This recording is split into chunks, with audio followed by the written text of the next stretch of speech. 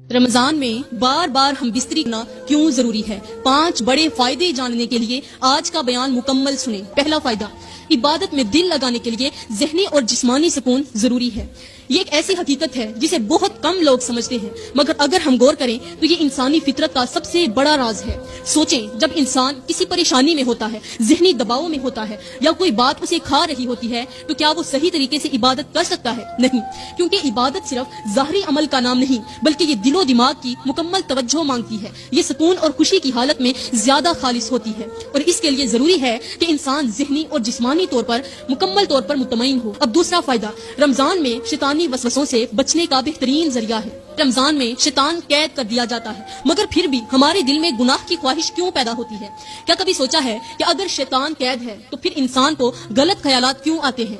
यहाँ पर एक बहुत बड़ी हकीकत छुपी है, एक ऐसा राज जो शायद आपने पहले कभी न सुना हो।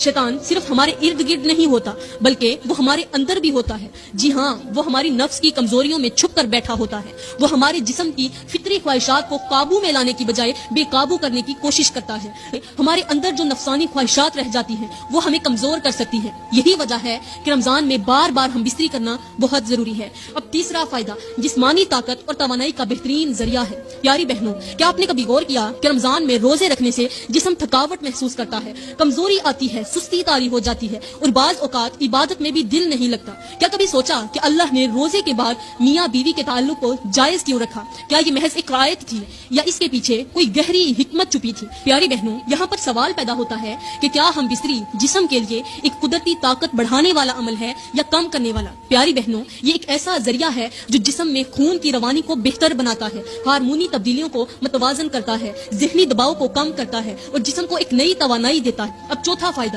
अज़दवाजी मोहब्बत को बढ़ाने का बेहतरीन मौका।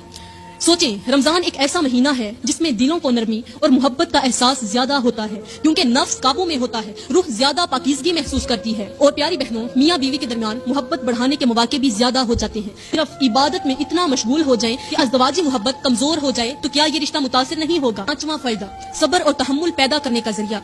रमजान में सब्र और बर्दाश्त सीखने का दर्स दिया जाता है, मगर क्या आप जानती हैं कि मियाँ बीवी का ताल्लुक भी सब्र सिखाता है। एक दूसरे के साथ रहना, इख्तलाफात को समझना, एक दूसरे की जरूरियात का ख्याल रखना।